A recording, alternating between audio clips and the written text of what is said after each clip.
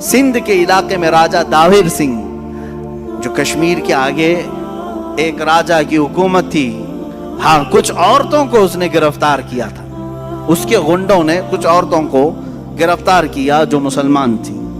वो हज के सफर पर जा रही थी और वो पुकारती रह गई, लेकिन गुंडों ने उन्हें गिरफ्तार किया, पकड़ लिया। अब उन औरतों ने कहा सिर्फ इतनी आवाज से कि कोई है जो हमारी आवाज अरब तक पहुंचाए। कुछ तिजारत करने वाले जो अरब से आए हुए थे, उन्होंने आवाज सुनी, वापस जा करके गवर्नर के पास ये बात बता रहे थे कि हम सिंध के इलाके से आए। वहां के एक राजा ने चंद औरतों को, उसके गुंडों ने चंद औरतों को गिरफ्तार किया। वो पुकार रही थी कोई है। गवर्नर के सामने ये ताजिर अपना वाकया बयान कर रहे थे। वहीं सामने से एक जवान शहजादा गुजर रहा था, सिर्फ 18 साल की उम्र थी, मोहम्मद बिन कासिम खड़ा हो गया, वाकया सुना। उसने कहा चाचा मैं जाने के लिए तैयार हूं, और वहीं से पुकारा जोर से, लब्बैक या उख्ती, ऐ मेरी बहन तेरा भाई हाजिर होगा।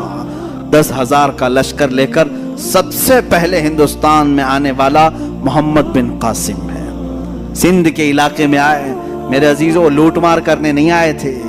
मोहम्मद बिन कासिम लूटमार करने नहीं आए, वो इंसाफ का तराजू कायम करने के लिए आए। आ करके राजा से कहा कि जिन औरतों को तुमने गिरफ्तार किया उन्हें छोड़ दो।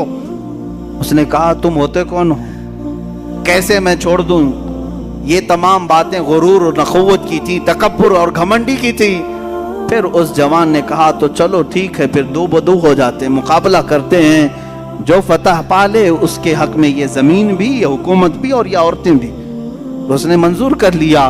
उसे मालूम नहीं था पहली मर्तबा वो जवान शेर से उसका मुकाबला हो रहा था। 3 दिन से ज्यादा लड़ाई चल नहीं सकी, सारे फौजी मारे गए और वो राजा गिरफ्तार हुआ मोहम्मद बिन कासिम के हाथ में। और फिर उन औरतों को आजाद कराया और लोगों से कहा जिसका दिल चाहे वो इस्लाम कबूल करे, जिसका दिल चाहे वो अपने मजहब पर रहे। ये बात मैं नहीं कह रहा, इलाहाबाद यूनिवर्सिटी के एक बड़े पंडित है जिन्होंने किताब लिखी है मोहम्मद बिन कासिम की सीरत पर। वो पंडित खुद कहते हैं कि मैंने मोहम्मद बिन कासिम से ज्यादा अदल और इंसाफ करने वाला किसी को नहीं देखा।